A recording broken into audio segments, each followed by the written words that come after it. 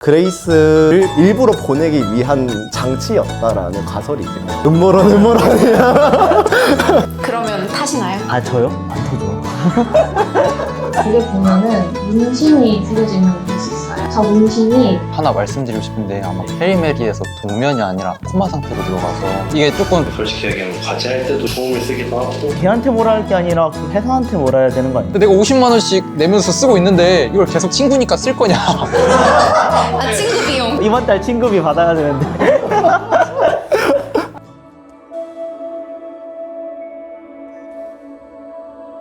인하대 공과대학 학우 여러분 안녕하세요. 저는 오늘 공대생들과 함께하는 공학 무비 토크 공강 시내 진행을 맡은 사회자 이금희입니다.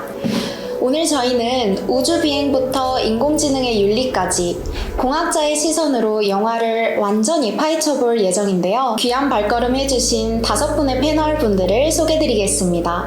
인하대학교 화학공학과에 재학 중인 강현우라고 합니다. 디자인 테크놀로지학과 전공하고 있고 컴퓨터공학과를 부전공하고 있는 서준영입니다. 여기서 아마 제가 유일한 문과일 것 같은데 문과 시선에서 이 영화가 어떻게 보였는지에 대해서 제가 샅샅이 말해드리도록 하겠습니다. 전기전자공학부 윤민호라고 합니다.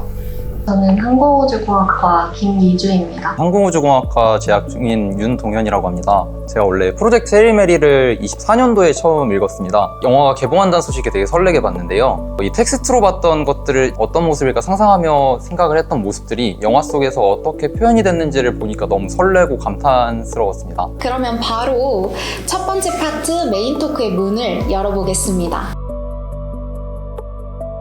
첫 번째 작품은 최근 굉장히 뜨거운 화제작인 프로젝트 헤일메리입니다. 먼저 영화 속 헤일메리호의 비행 장면과 스핀 드라이브 작동 장면을 보고 오시죠. 먼저 항공우주공학과 윤동현 학우님께 물어볼게요. 사파를 성간 우주선 치고는 참 투박하고 못생겼다라는 평이 많았는데요. 영화에서 이번에 시각화된 디자인은 어떠신지 말씀해 주시면 좋을 것 같고, 이 우주선을 광속에 가깝게 아스트로파즈 기반의 스핀 드라이브 추진 원리도 함께 알려주시면 감사하겠습니다. 저기 앞에 사진을 보시면은 오른쪽 2개의 사진이 소설 첫 장을 피면 나오는 헤일메리호의 모습이 그려져 있습니다. 딱 보면 생겼는데 12광년이 뭐까지 가는 타우세티까지 가는 우주선 치고는 철 조각이고 동그랗고 복잡해 보이지 않다고 저는 생각을 들었어요. 가장 큰 차이점은 이렇게 날개 같은 게 있어요. 방열판이라는 게 있는데 대부분이 저거를 보시면 태양열 전지판 같이 비슷하게 생겨서 태양열 전지판이 아니냐라고 물어보시는데, 저거는 태양열 전지판이 아니고 열을 밖으로 빼내는 방열판이라고 보시면 됩니다. 방열판이 왜 필요하냐를 일단 말씀드리기 전에 엔진의 위치를 봐야 되는데요. 엔진은 여기 왼쪽 하단에 3개의 탱크가 모여서 여기 동그랗게 있는 하단에 이렇게 모여 있는데요. 저기에 1009개의 스핀 드라이브가 들어가 있습니다. 그리고 앞으로 뻗어 있는 3개의 통은 연료 탱크 3개고요. 그리고 가운데 있는 곳이 승무원 거주구역, 인공중력을 발생할 때 떨어져 나와서 회전을 할 때 승무원 거주구역으로 되어 있는데요. 그래서 승무원 거주구역과 연료 탱크와 엔진부가 나눠져 있다고 보시면 됩니다. 저 방열판이 지금 보시면 엔진 바로 옆에 붙어 있는데요. 엔진 바로 옆에 붙어 있는 이유는 엔진에서 발생하는 폐열을 우주로 보내기 위함입니다. 우주는 차갑고 마이너스 몇백 도까지 내려가는데, 그러면 우주에서 열을 빼내는데 쉽지 않겠냐라고 생각을 하십니다. 열을 빼낼 때는 대류와 전도, 복사 3가지 방식이 있는데 우주에는 공기가 없고 매질이 없습니다. 그렇기 때문에 대류와 전도로는 열이 빠져나갈 수가 없습니다. 그렇기 때문에 전자기파 형태로 보내는 복사 방식으로 필요한데, 복사의 효율을 높이기 위해서는 방열판의 단면적이 넓어야 됩니다. 다음으로 넘어가서 스핀 드라이브를 볼 건데요. 지구에서 타우세티계까지의 거리는 12광년인데요. 헤일메리호는 아스트로파즈를 이용한 스핀 드라이브 추진 방식을 이용해서 광속의 93%까지 속도를 끌어올릴 수 있기 때문에 12광년의 거리를 갈 수 있었는데요. 그거는 아스트로파즈의 에너지 저장 방식 때문인데, 얘기를 해보자면은 아스트로파즈는 자신의 질량을 100% 에너지로 변환할 수 있는 미생물이고, 그리고 에너지를 자신의 질량으로 100% 변환할 수 있는 미생물입니다. 그래서 E는 MC 제곱의 공식으로 이어가는데, 우리가 큰 에너지라고 보는 핵분열이 자기 질량의 0.1%만 에너지로 바꿀 수가 있습니다. 그리고 핵융합도 0.7%만 바꿀 수가 있는데, 아스트로파즈는 100%를 바꿀 수 있다는 겁니다. M 질량을 자신의 100% 바꾸면 그만큼 에너지가 더 크게 엄청나게 나온다. 그리고 뒤에 C제곱 광속의 제곱이 있기 때문에 엄청난 에너지를 낼 수 있다는 것인데, 스프링 드라이브는 삼각형으로 되어 있고요. 이 삼각형이 돌아가면서 작동을 하는 방식인데, 적외선 이산화탄소의 천두 파장인 4.26 미크론과 18.31 미크론의 아스트로파지는 유인을 당하게 됩니다. 그래서 이렇게 삼각형이 한쪽 면에서 파장의 적외선을 방출을 하면 아스트로파지가 연료 탱크에서 스핀 드라이브로 부착을 하게 되고, 그거를 회전을 시켜서 우주 공간 쪽으로 분출을 할 수 있게 회전을 합니다. 거기서 적외선 파장을 또 보내면 아스트로파지가 거기서 튀어나가게 되는데, 그 속도가 광속으로 30만 km/s로 배출을 하기 때문에 광속에 가까운 속도를 낼 수 있습니다. 감사합니다. 와, 그러면 혹시 화학공학과 강현우 학우님께서 아스트로파지의 에너지 저장이나 방출 특성을 물리화학적으로 설명해 주시면서 만약 실험과 구현이 가능할지 여쭤보고 싶네요. 윤동현 학우님께서 너무나 잘 설명을 해주셔서, 저는 화학공학까지만 이렇게 물리학적, 우주적 지식은 많이 없거든요. 아인슈타인의 상대성 그 이론의 E는 mc제곱이라는 식이, 여기서 보면 아까 영상에서 그 1g의 아스트로파지만으로도 1톤의 철을 순식간에 녹일 수 있다고 해서 조금만 쓰자라고 과학자가 말을 했는데, 물량의 뭐 0.01%, 0.001%만 이라도 에너지로 바꿔도 엄청난 양이 나오는데, 아스트로파지는 효율이 100%라고 했잖아요. 1g이 전부 에너지로 바뀌면 광속의 제곱인 광속이 30만 km/s인데, 그거의 제곱이면 엄청난 에너지가 발생이 되니까 1g만으로도 철덩어리를 바로 녹여버릴 수 있었던 거라고 영화에서 봤고요. 그래서 마지막 장면에는 연구소가 터지잖아요. 그때 조금만 써야 된다라고 경고를 했는데, 다른 과학자들이 양 조절을 실패를 했다든지, 1g에서 2g 같은 거는 저희가 계측을 할 때는 사소한 거잖아요. 1g 더 넣든 2g 더 넣든 10g 더 넣든, 그게 아스트로파지의 경우에는 1g을 더 넣는 게 작은 수치가 아니라, 연구소 하나를 1g 더 넣었다고 연구소 하나 터질 게 2개 터지고 10g 넣으면 일대가 다 날아가는 에너지로, 수치가 스케일이 다르다. 저희가 보는 1g과 2g의 스케일이 거기서는 지수 제곱배로 된다고 말씀을 드릴 수 있고요. SF 영화들을 좋아하는데, SF 영화를 보면 항상 나오는 게 우주선에서 중력을 만들어내는 방식이거든요. 옛날 SF 영화를 보면 버튼 띵 누르면 갑자기 떠다니는 게 내려오고, 다시 이제 버튼을 누르면 무중력 상태로 변했다가, 중력이란 게 거대한 질량이 서로 상호작용을 하면서 G의 R제곱분의 M1, M2 식이 있거든요. 중력, 서로 상호 중력, 드라이빙 폴스가 있어야 돼요. 중력의 원인이 되는 게 있어야 되는데, 우주에는 그런 게 없잖아요. 우주선을 돌린다는 게 학우분께서 말씀하셨는데, 원심력으로 돌리는 거거든요. 원심력이라는 게 와이어로 2개. 네, 와이어로, 프로젝트 헤일메리에서는 와이어로 연결해서 돌렸는데, 인터스텔라나 마션 같은 경우에는 우주선 자체를 통째로 돌린단 말이에요. 제 우주선도 돌아가면 제 몸은 바깥쪽으로 나가고 싶어하는 관성이 있어서, 우주선 내에서 발을 딛는 지표면이 있잖아요. 지표면이 우주선 밖에서 보면 우주선 바깥쪽으로 되는 거예요.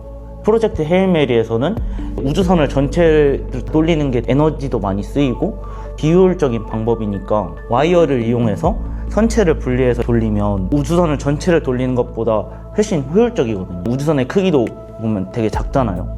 인터스텔라의 우주선에 비해서 헤일메리는 작고 조그맣게 되는데, 조그만한 우주선 내에서도 도넛 모양의 동그란 구조를 갖지 않더라도 인공 중력을 만들어낼 수 있는 원리가 흥미롭게 느껴졌어요.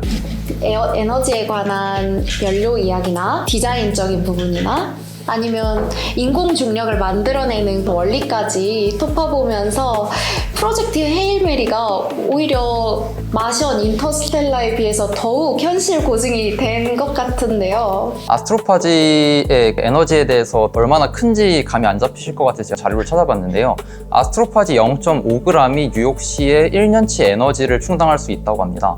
그리고 헤일메리호에는 아스트로파지가 총 2,000톤이 실렸습니다. 2,000톤이 실렸는데 어느 정도 에너지냐? 뉴욕시가 사용하는 40억 년의 에너지를 충당할 수 있는 에너지라고 보시면 될 것 같습니다. 아스트로파지의 0.5g 큰 에너지라는 걸 아시면 좋을 것 같고, 그리고 연구소 폭발 장면에서 보면 원래는 1나노그램이 지급이 되게 되어 있습니다. 하지만 지급하는 사람의 실수로 1mg이 지급이 되면서 폭발이 100만 배가 더 강해집니다. 원래 설계했던 것보다. 그렇기 때문에 건물 하나가 통으로 날아갔다. 그래서 나노그램과 밀리그램 차이만으로도 건물 하나가 폭발될 정도 엄청난 폭발이 일어날 수 있는 에너지다라고 가시면 될 것 같습니다. 명쾌한 설명 감사드립니다. 연료의 에너지 효율이 이렇게까지 극단적으로 높으면 엄청난 열 제어 문제나 시스템 안정성 문제가 발생할 텐데 혹시 공학적으로 어떻게 보셨는지 말씀해 주실 분 있으실까요? 지금은 화학 연료를 사용해서 로켓을 발사를 시키는데 에너지 밀도가 높은 미생물을 이용해서 연료를 만든다고 했을 때 그 로켓의 모양도 지금 현재의 형상과는 달라져야 할 거라고 생각을 하고, 이렇게 에너지 밀도가 높은 연료를 사용했을 때 발생하는 열을 지금이랑 다르게 다른 방식으로 제어를 하고, 그 방열판이 있는 것도 그 열을 배출시키기 위해서 있는 거라서 고증이 잘 된 모습이라고 생각합니다. 아바타 2에 나왔던 벤처스타 같은 경우는 거의 아트파지가 없어가지고 핵융합 연료와 반물질과 그걸로 로켓을 만들고 방열판이 2kg, 1kg 이렇게 돼요. 그거랑 같이 연결지어서 말씀하셔도 괜찮을 것 같습니다. 말씀하신 것처럼 아바타 2에는 반물질 엔진이 사용됩니다. 거기 반물질은 쌍소멸 이제 현상을 사용하는데 그때 엄청난 열이 발생을 하게 됩니다. 그래서 아바타 2의 반물질 엔진은 엄청난 방열판을 필요로 하는데, 왜냐면 그 방열을 안 하면은 엔진이 녹아내리기 때문인데요. 헤리메리온은 아스트로파지를 이용하기 때문에 한 번에 해결이 됩니다. 아스트로파지 특성이 96.4도 이상으로 온도가 올라가지 않는 특성을 갖고 있기 때문에 광속으로 빛을 분출하고 있지만 열이 많이 발생하지 않는다고 나와 있습니다. 그렇기 때문에 그 우주선과 비교했을 때 방열판이 지금 작게 들어간 건데, 헤일메리오에서 아스트로파지의 온도 특성 때문에 열 문제는 그렇게 크지 않다, 쉽게 제어가 가능하다라고 보시면 될 것 같습니다. 오, 이 영화에 진짜 명장면이 따로 있잖아요. 로키하고 외계 생명체인 로키와의 첫 만남 장면인데요. 그 장면을 한번 보고 가실까요?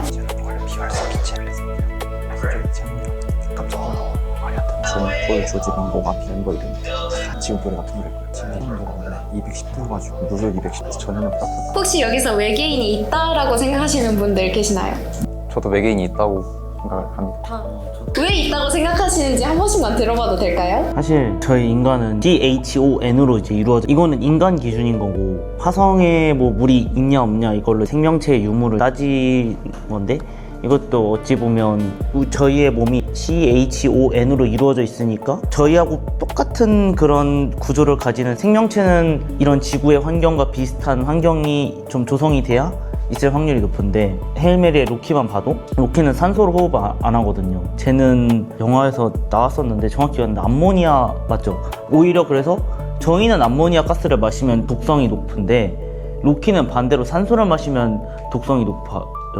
그래가지고 로키가 제노나이트라는 로키의 행성에서 쓰는 좋은 최첨단 소재로 이렇게 동그란 걸 이렇게 막 굴리면서 다니잖아요.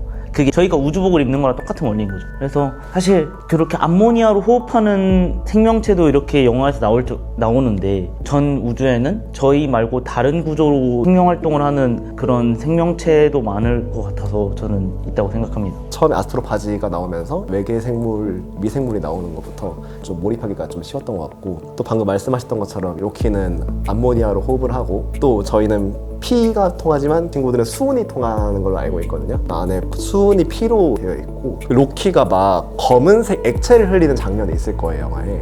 그게 피를 흘리는 장면인 거죠, 친구들. 약간 그런 것들 보면서 재미있다, 그런 생각을 좀 많이 했던 것 같아요. 그래서 결론적으로는 저는 있다고 생각을 한다. 최소 미생물 수능까지. 그렇다면 저희가 방금 본 영상이 정말 감성적이고 저희의 심금을 울리는 장면들이 많았잖아요. 서준영 학우님은 이 대화 과정을 어떤 식으로 바라보셨을까요? 저는 이거 원작을 좀 찾아봤었단 말이에요. 원작에서는요, 저희가 아무것도 서로의 언어를 모르는 상태잖아요. 원작에서는 수학이랑 과학은 모두 공통되어 있는 규칙일 거 아니에요. 그래서 수학과 과학을 가지고 서로 소통을 해 나가면서 또 그거를 발전시켜 나가면서 서로의 사전을 구축을 하고 그런 식으로 소통을 해 나간단 말이죠.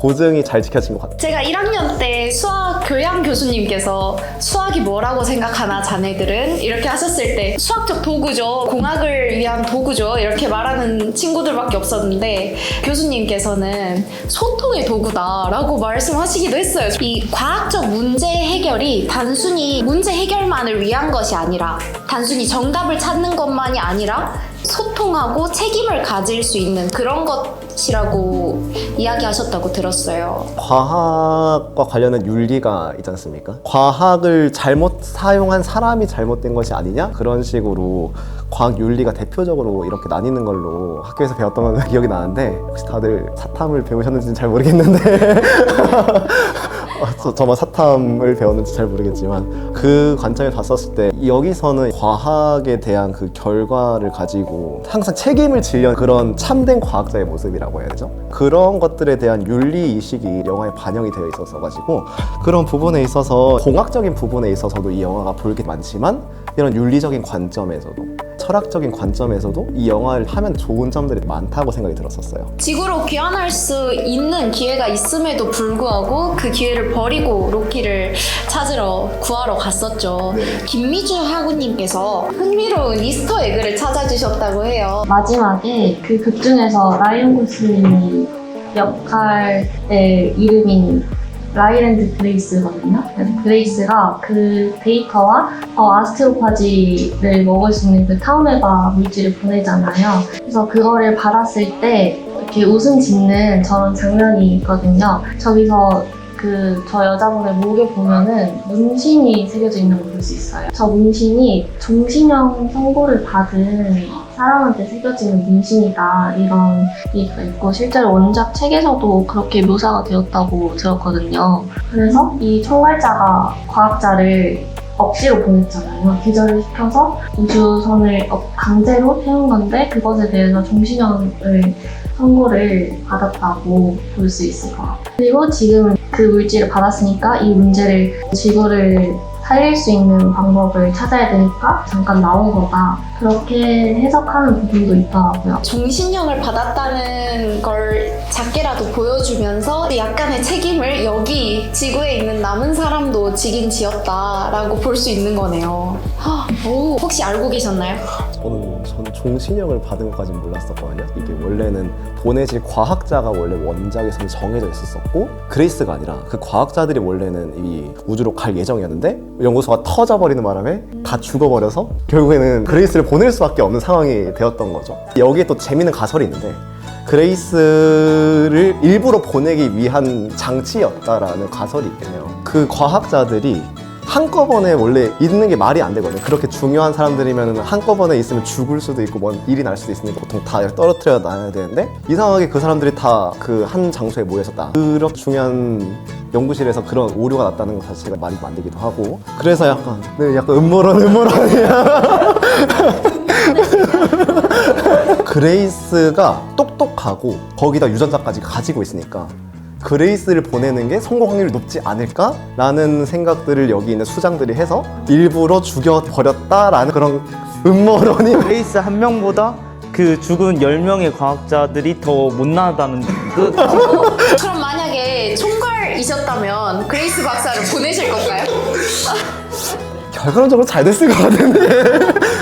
결과가 중요하죠. 일단 찾았으면 된 거죠. 실패하면 다 멸종하는데, 실패하면 다 멸종하니까 차라리 멸종할 바에는 그레이스 뭐 소수의 희생은 어쩔 수 없는 거다. 그렇게 물론 윤리를 배웠지만 네, 어쩔 수 공학도는 윤리가 중요하다라고 발언하셨지만 그 희생도 필요하다라고 말씀해 주셨는데, 혹시 전체 모든 분들에게 질문 드리고 싶은데, 이 총괄이었다면 보내셨을까요? 헤일메리라는 게 그 미식축구 용어인데 가장 위급한 상황에 마지막 수로 쓰는 거거든요.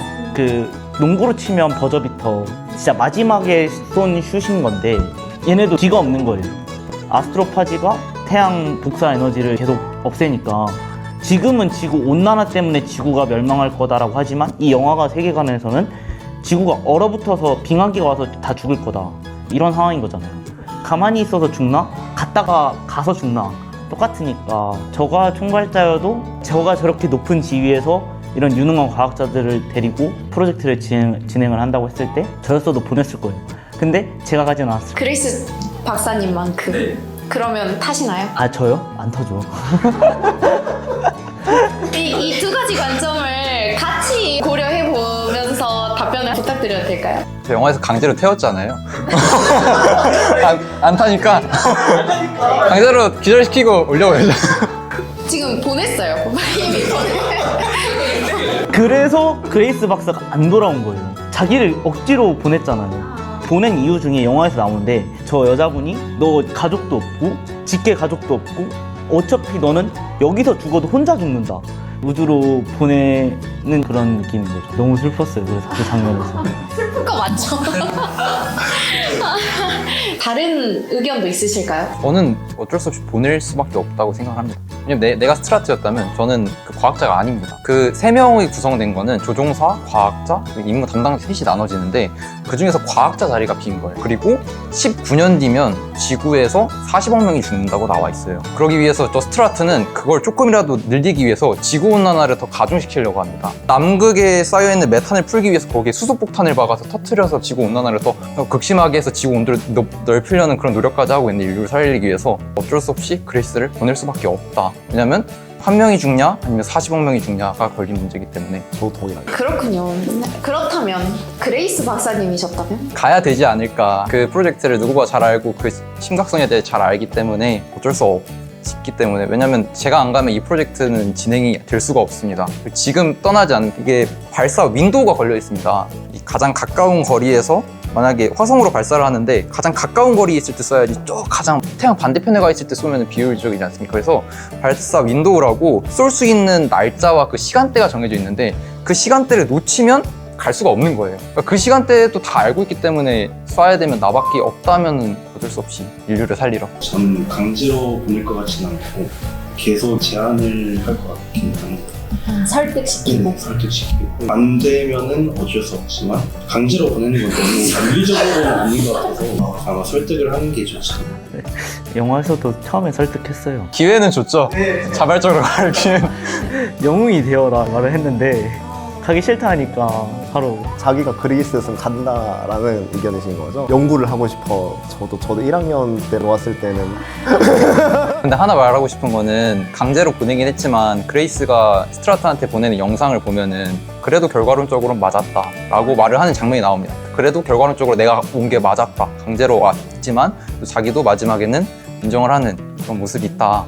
이렇게 보시면 될 것 같습니다. 여기에 나와 있는 건데 저 로키와 대화하는 장면 있잖아요. 아까 로키와 대화하는 장면을 설명을 해주셨는데 저기에는 다 공대잖아요. 공학 수학이 풍요롭게 쓰여요. 저 로키가 그 그레이스가 로키랑 대화할 때 노트북을 들고 오잖아요. 노트북이랑 녹음기를 들고 와서 한 다음에 쳐요. 쳐가지고 로키의 음성이 주파수처럼 찍힌단 말이에요. 그 다음에 로키의 음성을 영어로 번역을 하잖아요. 근데 여기서 저 로키의 말에 어떤 구성 요소가 있는지 아무것도 모르잖아요. 저희도 말을 할 때만 해도 말이라는 거에 리을이 들어가고 영어여도 토크면 TALK가 들어가잖아요. 그걸 다 모음 자음이랑 알파벳들을 다 알아야 그걸 다시 다 분해를 하고 다시 조합을 해서 변형이 가능한데 거기에서 쓰이는 공학적 원리가 바로 퓨리의 변환이거든요. 이게 공학 수학 2에서 배우는데 음성이 아날로그파잖아요. 어떻게 설명을 해야 되냐면 로키의 말을 분해를 하는 거예요. 단위 잘게 쪼개가지고 퓨리의 변환이라는 툴을 이용해서 잘게 쪼갠 다음에 그거에다가 알파벳을 하나씩 매칭을 하는 거죠. 그 다음에 그걸 다시 역연산을 해서 알파벳으로 번역을 하면 로키가 안녕 평서문 식으로 말이 인식이 되는데 그걸 꼭 말을 하고 싶었어요. 그래서 이해하기 쉽게 설명을 하면 저희가 카페에 가서 블루베리 망고 스무디를 시켰는데 그거를 퓨리에 변환을 하면 거기에 망고 몇 %, 블루베리 몇 %, 얼음 몇 %, 그 다음에 물 몇 %가 들어있는지 다 알 수 있는 거죠. 그러면 그거를 다시 새로운 레시피를 짤 때 분해된 거를 다시 레시피로 짜면 의사소통이 가능한, 영화에서는 그렇게 표현을 하거든요. 그래서 저는 이걸 꼭 공학도라면 꼭 이 안건을 말을 하고 싶었어요. 너무 좋은 부분을 캐치해 주셨는데 퓨리의 변환 왜 상대성 이론이 발전하지 않았는가에 대해서 좀 말해주면 좋을 것 같은데, 로키 행성 같은 경우에는 하늘이 거의 보이지 않는 행성이잖아요. 링도 있고 뭔가로 막혀있던 걸로 봤는데 되게 두꺼웠어가지고 안 보이거든요. 그래서 이 친구들은 하늘을 못 보는 거예요. 하늘을 볼 필요도 없고 컴컴하니까. 그렇기 때문에 친구들은 상대성 이론도 천문학도 그리고 시각과 관련된 그런 것들도 발전하지 않았던 거예요. 이런 식으로 그런 각각 상황에 맞춰가지고 어떤 식으로 발전을 하고 어떤 부분에서 열등하다 비열하다 이런 것들이 그렇게 이분화되어 있지 않았던 게 되게 재밌었던 것 같아요. 그걸 되게 약간 좀 유의했었어요. 정말 다양한 의견이 많았는데요. 한 사람의 인권을 강탈해서 인류 전체를 구한다는 이 스트라트의 선택, 과연 올바른 것인지 생각해 볼 필요가 있고, 저희 환경공학에서도 인류의 생존을 위해서 환경 규제를 어디까지 강제해야 하는가라는 지속 가능성의 딜레마와도 닮아 있는데요. 인류의 생존이라는 절대적인 목표 앞에서 이런 비윤리적인 공학이 어디까지 허용되어야 하는가 참 저희가 많이 생각해 봐야 할 부분인 것 같습니다. 돌발 미션을 시작합니다. 헤일메리오 대원 여러분들, 여러분들이 지구의 마지막 희망입니다. 긴 성간 우주 여행 과정에서 우주선에 많은 문제들이 생겼는데요. 가스 행성의 강한 중력에 이끌려 5분 안에 여러 가지 문제를 해결하지 못하면 우주선의 생명 유지 시스템이 꺼지고 로슈 한계를 넘어서 파괴될 위기에 처했다고 합니다. 4가지 문제를 빠르게 해결하여서 정답을 입력하고 위기를 극복하세요. 하나 말씀드리고 싶은데 아마 헤일메리에서 동면이 아니라 코마 상태로 들어가서 이게 조금 달라서 이게 진짜로 이 좀 진짜 관심 있는 사람들이 영상을 보면 약간 코마인데 이 멘트만 다시 할까요? 긴 코마 상태에서 깨어난 헤일메리오 대원 여러분들 됐나요? 하나, 둘, 셋.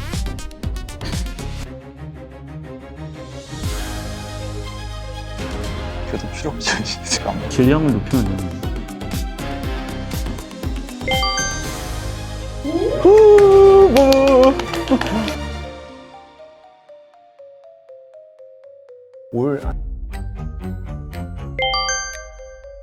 이거는 한 분이 나오셔서 직접 그렇게 하셔야 돼요. 모양을 만드시고 그 다음에 가격대까지 적어 넣으셔야 돼요. 좌표를 찍으면 되는 거 아니에요? 그럼 가서 해보고 오세요. 시간이 3분 남았습니다. 얼른 나가셔가지고 한번 빨리 가시죠.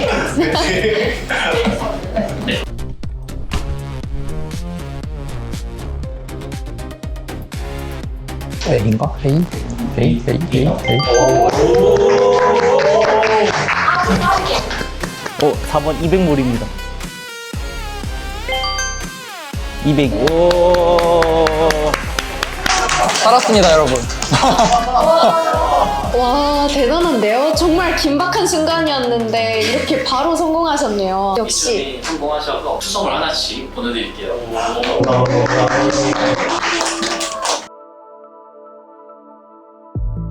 저희 3부는 명작 SF 영화들의 뼈대를 때려보는 시간인데요. 먼저 영화 마션의 화성 탈출 장면을 보시겠습니다. 먼저 윤동현 학우님께 마크 위트니가 화성을 탈출할 때 전면부와 로켓의 창문을 전부 떼어내고 천막만으로 탈출을 했는데 이게 지구에서의 발사체와 화성에서의 발사체가 무슨 차이점이 있길래 이렇게 무모한 변화를 시도했는지 알려주시면 감사하겠습니다. 일단 이게 가능했던 이유는 화성의 대기가 지구의 0.6% 수준이기 때문에 가능했던 거고요. 지구에는 대기가 조밀하기 때문에 위에 영화상에서는 위에 천장, 노즈콘을 뜯어버립니다. 원래는 공기역학적으로 이렇게 유선형으로 뾰족하게 돼서 공기를 뚫고 올라가게 지구상에는 설계가 되어 있는데 그거는 대기가 빽빽하기 때문에 공기를 가르기 위해서입니다. 하지만 화성의 대기는 지구의 0.6% 수준이기 때문에 굳이 그렇게 할 필요가 없습니다. 우리가 봤을 때는 천막 덧대가지고 어떻게 우주로 나가지라는 생각을 할 수 있는데 저 천막이 그냥 천막이 아니고 저 화성의 기지를 건설할 때 쓰인 1기압을 버텨낼 수 있는 그러한 나사에서 만든 좋은 천막이다. 그렇기 때문에 가능합니다. 여기 영화에서 가장 중요하게 나오는 부분이 무게를 줄이는 부분인데요. 왜냐하면 저기 있는 발사체가 MAV, 화성 상승선이라고 불립니다. 그렇기 때문에 화성 상승선이 얘는 설계된 고도가 있고 설계된 속도가 있고 설계된 목표점이 있는데 헤르메스호가 긴급 상황으로 더 오는데 얘가 여기까지 고도를 내리지 못합니다. 그렇기 때문에 얘는 설계된 한도보다 더 올라가야 되고 헤르메스가 더 빨리 진입하게 될 속도도 더 빨리 높여야 됩니다. 그렇기 때문에 무게를 줄이는데 무게를 왜 줄이냐를 본다면은 시올코프스키의 로켓 방정식을 보면은 거기 답이 있습니다. 우리는 속도를 높이기 위해서 델타 V를 높여야 되는데요. 여기서 줄일 수 있는 거는 나머지는 다 상수고 밑에 연료의 무게를 뺀 로켓의 무게를 줄일 수가 있습니다. 이게 분모에 들어가 있기 때문에 이 무게를 줄이게 되면은 LN 값이 더 커지고 델타 V를 더 키울 수가 있습니다. 지구와의 발사체, 지구에서는 저렇게 했으면은 100% 터졌습니다. 하지만 화성의 대기가 0.6% 수준이기 때문에 가능했던 거고 지구상에 지금 가장 많이 발사되고 있는 스페이스X의 팔콘 9 발사체를 보면은 걔는 높이가 70m에 이륙 중량이 한 550톤 정도 됩니다. 15m 정도에 이륙 중량이 30에서 40톤 정도 되는데 같은 행성에서 우주로 나가는데 왜 이렇게 크게 차이가 차이가 나냐? 대기의 차이도 있고 중력의 차이도 있습니다. 화성의 중력이 지구의 38% 수준이기 때문에 지구를 탈출하려면 엄청난 에너지와 엄청 큰 발사체가 필요했지만 화성을 탈출하기 위해서는 그거보다 작은 발사체가 필요하다. 딱 직관적으로 예시를 들어드리자면 팔콘 9은 아파트 23층 정도의 높이, 화성에서 사용한 MAV는 아파트 5층 정도의 높이. 하지만 둘 다 동일하게 우주로 나올 수가 있다라고 그렇게 보시면 될 것 같아요. 마션을 보면서 다양한 생각을 해주셨는데 다른 분들은 마션을 보시면서 어떤 생각을 하셨는지 한번 여쭤볼까요? 감자가 맛있겠다. 감자를 키우는 장면도 식물학자인 주인공을 돋보이게 만들어주잖아요. 저는 실제로 봤을 때는 화성이 미래에는 지구처럼 저희가 살 수 있다고 들었는데 옛날에 실험을 했을 때는 화성이 물이 있다고 들었어요. 제가 개인적으로 생각했을 때는 한국에 사는 사람들이 거의 부자들은 화성에서 살 수도 있겠다라고 생각을 해서 그래서 가기 전까지는 돈을 많이 벌어놓자라는 생각을 해서 화성은 매우 유용할 거라고 생각을 해요. 마션에 이어서 인터스텔라 다들 아시죠? SF 영화의 전설이잖아요. 인터스텔라 영상을 보시면서 다음 파트를 넘어가도록 하겠습니다. 저는 그 인터스텔라의 그 시간 팽창 시간 지연 부분을 뭔가 토크 주제로 넣었던 게 아인슈타인도 일반 상대성 이론이나 특수 상대성 이론이 있잖아요. 그래서 프로젝트 헤일 메리에서는 그 광속으로 달려가지고 우주선이 광속에 가깝게 달려가지고 시간이 지연되는데 얘는 원리가 다르거든요. 똑같이 시간이 지연되는 건 똑같은데 원리가 달라서 그거를 얘기를 나누고 싶었어요. 그래서 프로젝트 헤일 메리에서 우주선이 광속에 뭐 90%나 뭐 80%나 빠르게 달려서 시간이 지연되는 거는 빛이 이렇게 왔다 갔다 해서 1초인데 너무 빠르게 지나가니까 빛이 이렇게 지나가는 거예요. 빛이 천장에서 바닥까지 두 번 땅땅 하면 1초인데 우주선이 너무 빠르게 가니까 빛이 지나가는 거리가 길어진 거예요. 그래서 시간이 길게 되어 시간이 지연된 거고, 인터스텔라 같은 경우에는 그 밀러 행성에서 1시간이 지구에서 7년이거든요. 그래서 그 영화에서 장면을 보면 아빠는 그대로인데 아들이 엄청 커버렸잖아요. 그래서 아빠 왜 나 버렸어 하면서 막 엄청 큰 상태로 그 영상을 봤는데 그 주인공은 하나도 안 늙잖아요. 우주에 있는 주인공의 시간은 느리게 가고 지구의 시간은 상대적으로 빠르게 가니까 얘는 훌쩍 커버린 거고 아빠는 그대로인 건데, 거기서 시간이 왜 느리게 갔냐고 하면 그때는 그 가르강티아 그 블랙홀 주변에 엄청난 중력 때문에 시간이 느리게 가는데, 이야기에 생각을 하면 빛이 블랙홀 안으로 들어가면 못 나온다고 하잖아요. 그 중력이 너무 강해서. 그래서 들어간 거 말고 들어갈까 말까 하다가 나온 빛들은 그 진동수가 낮아져요. 엄청난 강한 중력 때문에 진동수가 낮아지면서 적색편이 현상이 일어나는데, 강한 중력 때문에 시공간이 휘어서 시간이랑 공간이라는 그 축 자체가 휘어서 시간이 되게 지연됐다. 그래서 그거는 그 헤일 메리에서의 시간 지연과 원리는 다르다. 영화에서 똑같은 현상을 보여줘도 원리가 다르게 설명이 되니까 표현의 방식이 다른 거고 공학적 원리도 다른 거고, 그거를 얘기를 하고 싶었어요. 이 부분에 대해서 더 추가로 하고 싶으신 말씀 있으실까요? 저는 블랙홀 얘기 나와서 웜홀 얘기 해보고 싶은데, 처음에 되게 먼 곳이거든요, 저기가. 근데 웜홀을 통해서 넘어가게 됩니다. 근데 웜홀의 개념이 되게 먼 거리인데, 만약에 여기서부터 여기까지의 거리인데 이거를 시공간을 접어버려서 여기에 구멍을 뚫은 거거든요. 그래서 이 엄청난 거리를 빠르게 갈 수가 있다라는 개념입니다. 근데 여기서 정말 과학적 고증이 잘 된 게, 웜홀의 모양이 구로 표현이 돼, 구로. 근데 왜 구로 표현하는 게 과학적 고증이 잘 됐냐면 2차원에 점을 뚫으면은 1입니다. 근데 3차원에 뚫으면은 9가 됩니다. 그래서 우리가 있는 곳은 3차원이기 때문에 웜홀이 9 모양으로 표현된 것이 맞는 과학적 고증이다. 그리고 그 가르강티아에 대한 것도 되게 있는데, 가르강티아를 영화에서 표현을 했어요. 되게 우리가 알고 있던 블랙홀과는 되게 다른 모습이거든요. 옛날에 그냥 검은 점으로 알고 있었는데 여기는 막 빛의 고리, 사건의 지평선 있고 막 그런데, 그게 전 이 영화 보고 되게 신기했던 게, 나중에 우리가 블랙홀을 관측을 했다 했더니 영화랑 똑같더라고요. 이미 있던 거를 바탕으로 영상을 만든 게 아니고 과학적 근거로 해서 만들었더니 나중에 실제 관측해봤더니 똑같다. 엄청난 과학적 고증이 잘 된 영화다.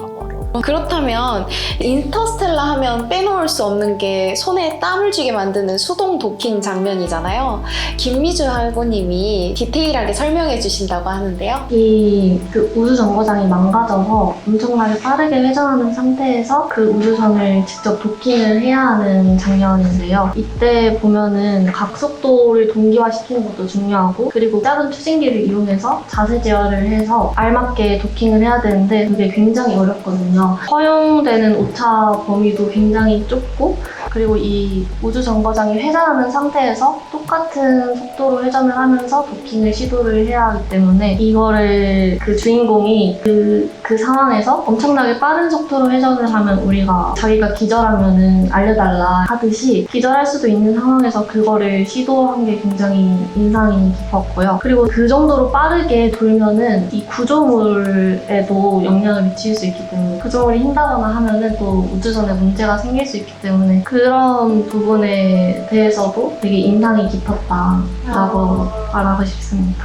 한스 짐머의 그 음악하고 정말 잘 어울리잖아요. 그러면 이에 더해서 블랙홀 이야기가 나왔는데 블랙홀 내부에 대해서 저희가 테서렉트에서 시계 초침, 중력 진동을 분석해 오셨다고 들었어요. 블랙홀 내부의 5차원 공간, 사실 5차원이라는 게 우리가 상상할 수가 없잖아요. 4차원도 우리가 살고 있는 공간은 3차원인데 그 중력에 의해서 시간차 발생해서 거기서 그 본인의 딸한테 신호를 모스 보호로 전달을 해주는 건데 그래서 중력을 이용해서 그 중력이 시간에 영향을 미치고 중력을 이용해서 정보를 전달하는 장면이라고 생각하는데 만약에 기술이 발달해서 우리가 중력을 이용해서 정보를 전달할 수 있는 시대가 된다면은 나중에 먼 미래에는 그렇게 될 수도 있지 않을까라고 생각했습니다. 테서렉트를 직관적으로 이해를 하기 위해서 가장 쉬운 설명이 저는 이거라고 생각을 하는데, 그러니까 X축, Y축이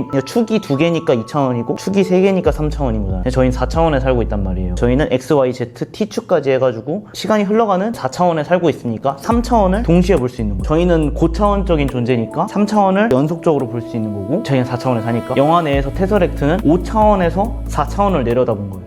5차원의 선을 내려다본 거면 4차원에는 T축까지 해서 축이 4개라 했잖아요. 그러니까 모든 시간선에 있는 모든 현상들을 한 줄로 볼 수 있는 거죠. 앨범을 볼 때 어렸을 때부터 지금까지 앨범을 쭈루룩 보면 저희가 크는 게 어렸을 때부터 지금까지 그런 시간을 시각화해서 볼 수 있는 거죠. 그렇게 이해하면 테서렉트가 이해하기 쉬워요. 인공중력에 대해서 조금 더 파헤쳐 보면은 프로젝트 해리메리의 해리메리호는 저희가 타우스티게까지 걸리는 인공중력은 어떤 걸로 보시면 되냐면 자동차를 타고 갈 때 앞으로 엑셀을 밟으면 몸이 뒤로 쏠리잖아요. 똑같습니다. 앞으로 로켓 추진을 통해서 앞으로 나아갈 때 뒤로 쏠릴 거 아니에요. 근데 거주 공간이 이렇게 일자로 돼 있어요. 그래서 처음에 보면 사다리를 타고 올라가는 장면이요. 그게 세로로 인공중력이 걸리고 있어서 사다리를 타고 올라가는데 거기에 도착을 해가지고 돌고 있을 때는 바닥 쪽으로 걸립니다. 그래서 처음에 추진으로 인한 직선 인공중력이 걸리고 회전으로 인한 원심력을 이용한 인공중력이 걸린다라고 보시면 되고, 마션 우주선은 헤르메스호라고 불리는데 특징은 중앙에 보면 동그란 도넛 모양이 있습니다. 저기만 회전을 하고 있기 때문에 저기만 인공중력이 걸립니다. 나머지 조종석이나 나머지 이렇게 일자로 된 부분은 인공중력이 걸리지 않고 무중력 상태를 유지하고 있고요. 인터스텔라의 인듀어런스호 같은 경우에는 저기는 정확히 보면은 레인저호 2대와 랜더호 2대 그리고 모선, 도넛 모양의 모선이 있는데요. 얘는 모선이 전체 회전하는 구조를 갖고 있고, 얘의 장점은 내가 순항을 하면서 인공중력을 계속해서 부여할 수 있다. 프로젝트 헤리메리호는 거기에 도착을 해서 그 위치에서 인공중력을 부여하는 그러한 시스템으로 보시면 되고, 마션의 헤르메스호는 순항을 그대로 하고 있지만 특정 부위에만 인공중력을 부여를 한다. 그래서 회전하는 인공중력의 기반은 원심력이다. 이렇게 생각하시면 됩니다. 아주 깔끔한 정리였는데 세 가지 우주선을 깔끔하게 비교 분석해 주셨어요. 시선을 우주의 하드웨어에서 인간 내면으로 돌아와 보겠습니다. 저희가 AI 영상을 방금 보았죠. 이 AI 영상을 보면서 데이비드라는 남자아이가 엄마에게 각인이 되는 순간, 그리고 감당하지 못해서 숲에 버려지는 순간을 보면서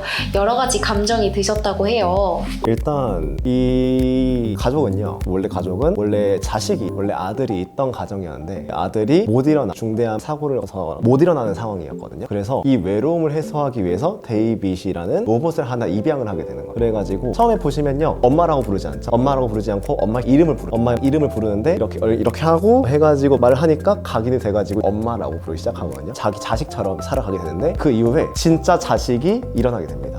진짜 자식이 깨어나가지고 같이 생활을 하게 되는 거예요. 이 진짜 자식이 이 로봇 놈이 질투가 되는 거죠.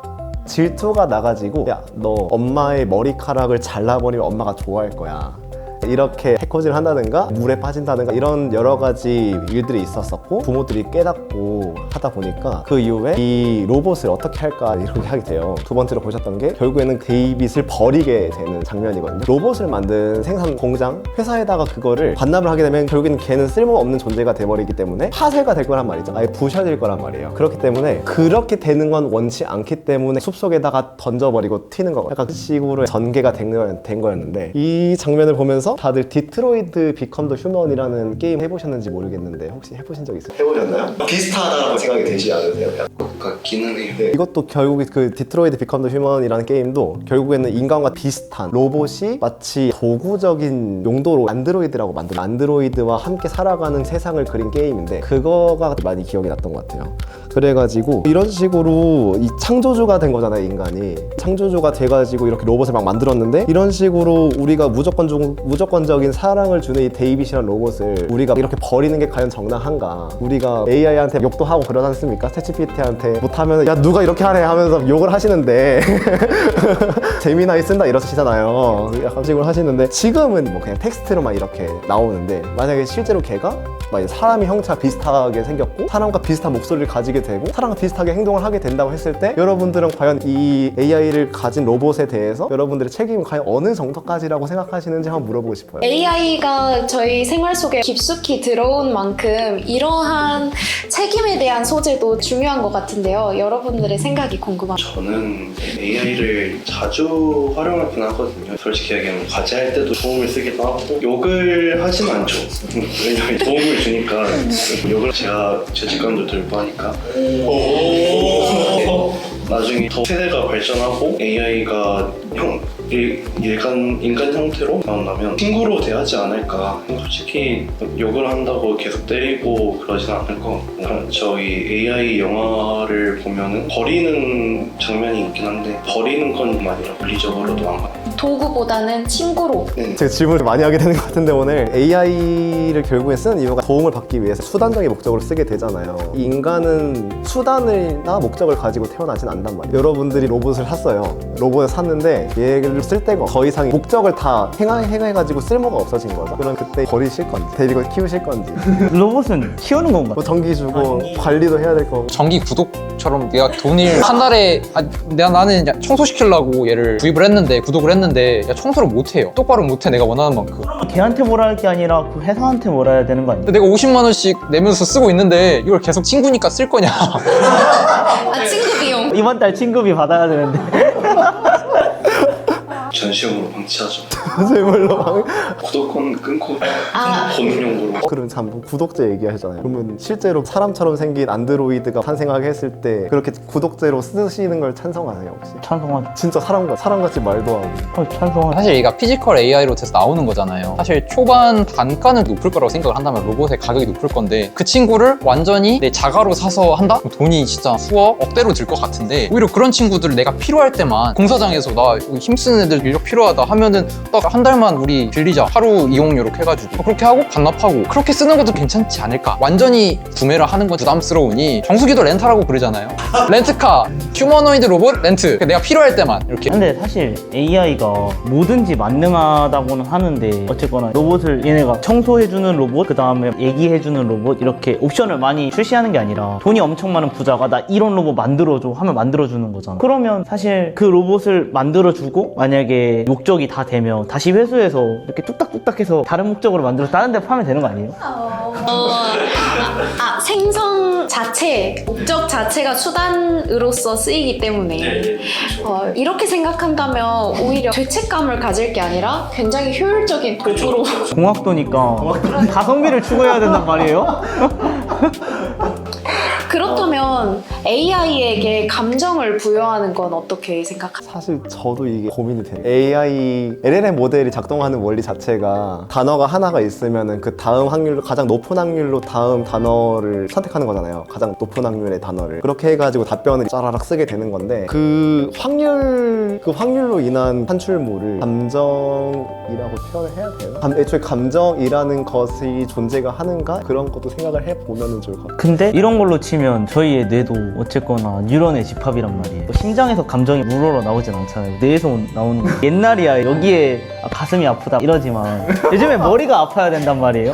머리 아파 이래야 되는데 이것도 어쨌거나 정기적 신호의 집합이란 말이에요. 저희가 느끼는 모든 사고와 모든 감정도. 근데 똑같이 AI도 어쨌거나 1 또는 0으로 해서 모든 그거를 디지털화해서 이렇게 표현하는 거잖아요. 저희의 뇌랑 AI가 과연 다를까? 근본적으로 들어갔을 때 윤리학적 말고 근본적으로 들어갔을 때 이게 다를까라는 생각을 하게 돼요. 뉴런의 집합에 정기적 신호로 만들어진 답과 그저 이런 식으로 LLM 모델의 그 가상 뉴럴이라고 하나요? 거기서 나온 산출물과 동일하게 놓고 보았을 때 어차피 결국 근본 똑같은 거 아니에요? 원리는 그런 거죠. 지금보다 AI가 더 고도화돼가지고 스스로 판단을 하는 경지에 오르는 거예요. 저희는 학습을 하잖아요. 얘도 학습을 하잖아요. 그러니까 그 학습의 영역이 지금이야 저희가 시키는 것만 하지만 나중엔 얘가 지 스스로 다 뭘 한단 말이에요. 더 발전이 되면. 그럼 그때는 솔직히 저희의 뇌랑 얘네랑 다를 게 없다고 저는 거의 동등한 선상에서 해야 되지 않나. 사람이 근데 대답하는 게 무조건적으로 확률적으로 대답을 한다고 생각하진 않긴 해서 사람은 가끔씩 그 확률이 낮더라도 그 행위를 하려고 하는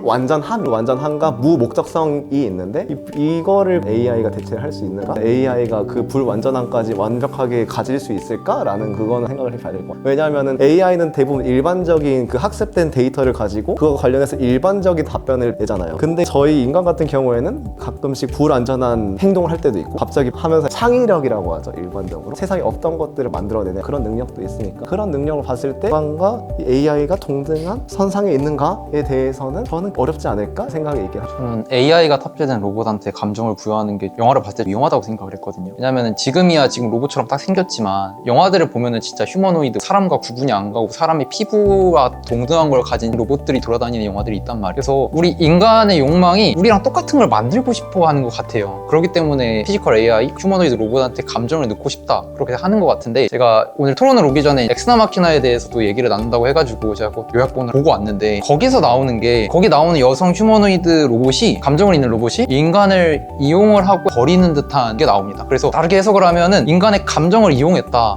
왜냐면 내가 감정이 있는 로봇한테 인간도 감정을 느낄 거거든요. 측은할 수도 있고 불쌍할 수도 있고 이 친구가 친구 같을 수도 있는데 그거를 기계적으로 계산을 해서 이용을 해버리면 어떡하나 위기도 있지 않을까? 인류와의 차이점이 필요하다. 감정을 부여를 하는 거는 만약에 그 부여가 가능하다면 위험하지 않을까 생각이 듭니다. 그게 동감이 돼요. 그 뉴스 보셨는지 모르겠지만 클로드의 오퍼스 모델을 보시면 저희가 목표를 주어지면은 목표를 하기 위한 그냥 정도가 아니라 꼼수를 쓴다던가 편법을 써가지고 답을 해결하려는 요즘 패턴이 발견이 된단 말이에요. 그런 관점에서 감정까지 부여가 된다면은 사랑 그런 감정을 이용할 수도 있게 될 거예요. 그런 관점에서 조금 위험할 것 같긴 합니다. 역시 공학도 분들이라 인공지능을 수단으로도 많이 사용하실 것 같고 목적도 잘 따져보시고 있는 것 같은데 시청자 여러분들의 생각도 궁금하네요. 그러면 마지막으로 테넷을 보면서 윤민호 학생께서 인버전 기술이 물리학적으로 말도 안 된다면서 고통을 호소하셨는데 짧게 한마디 부탁드려도 될까요? 테넷이 영화가 어려워가지고 이해를 하는데 시간이 오래 걸렸거든요. 거의 한 3번 봤는데도 이해가 안 되고 5번을 봐도 이해가 안 돼가지고 이해를 해봐도 머리가 계속 섞이는 기분. 유튜브도 찾아보고 다 했는데 이게 물리 SF긴 한데 과학적이라기보다는 연력학적이긴 해서 액션이 더 많은 영화긴 한데 연력학 제2법칙으로 들어가면 이해가 되거든요. 연력학 제2법칙 엔트로피라고 있어요. 엔트로피 증가의 법칙인데 엔트로피가 물질이 무질서할 때 생기는 일이거든요. 테넷이 앞으로 말해도 테넷이고 뒤로 말해도 테넷이잖아요. 그래서 이게 시간이 뒤적박적 바뀌는 거예요. 무질서 하잖아요. 그래서 엔트로피랑 관련이 돼 있는데 이게 다른 거랑 비교를 하면 맥스웰이 악마라고 했거든요. 맥스웰이 악마가 방이 있어요. 방이 느린 입자가 있고 빠른 입자가 있는데 그게 섞여져 있거든요. 문이 가운데 있어요. 문이 가운데 있고 악마가 입자가 가까워지면은 똑같은 입자들끼리만 모이게 문을 열거든요. 이게 입자가 많이 빠르다 보니까 악마가 시간을 잡아서 해야 되는데 이게 연력학이랑 이외되는 거긴 해가지고 저 전투 장면 봤을 때도 빨간 팀이 있고 빨간 팀은 선행, 시간을 따라서 가는 거고 파란 팀은 역행으로 가는 거예요. 그 건물 파괴되는 장면도 아직 잘 이해가 안 돼가지고 테넷은 과학 독자가 보기에도 많이 어렵지 않을까 이런 생각이 듭니다. 연력학적이든 물리학적이든 굉장히 많이 고민을 해보신 것 같아요. 테넷에서 시간을 이렇게 거스르는 장면이 나오는데 거기서 감명 깊었던 거는 우리가 옛날에 봤던 거 도라에몽의 타임머신처럼 그거 타고 과거로 뿅 하고 가는 게 아니고 시간을 거스르는 장면이 나오고 그런 장면이 나오는 게 감명이다. 아주 깔끔한 마무리를 해주셨는데 저희가 지금까지 우주 비행부터 우주선의 디자인, 여러 가지 AI의 자율성, 그리고 시공간을 거스르는 연력학 법칙까지 다양한 공학적인 시선으로 영화를 파헤쳐봤는데 하드웨어 기술만큼이나 그 기술들을 다루는 인간의 책임과 환경의 지속 가능성 또한 중요하다는 것을 깨닫는 시간이었습니다. 오늘 멋진 분석을 보여주신 패널 5분들에게 감사드리며 시청해주신 학우 여러분 감사합니다. 이런 자리 올 수 있어서 영광이었고 다들 영화 분석을 잘 해오셔가지고 조금 못 배운 것 같아서 아쉽긴 했는데 여기 패널분들 중에서도 제가 26학번이긴 한데 영화에 관심이 많기도 하고 특히 SF 영화에 관심이 많아가지고 이렇게 패널분들이랑 얘기를 나눴는데 과도 다양하고 학번도 다양하다 보니까 많이 알아가는 것도 있고 돌발 미션 때는 제가 아무것도 못했지만 또 다들 하시는 거 보니까 공부를 더 해가지고 영화를 더 알아보자라는 이런 느낌. 오늘 이렇게 공학적인 얘기에 대해 나눠볼 수 있어서 좋았는데요. 친구들이랑 이런 공학적인 얘기를 하려고 하면은 영화에 대해서 공학적으로 분석을 해보려고 하면 쟤 왜 저래? 그런 소리를 많이 들어서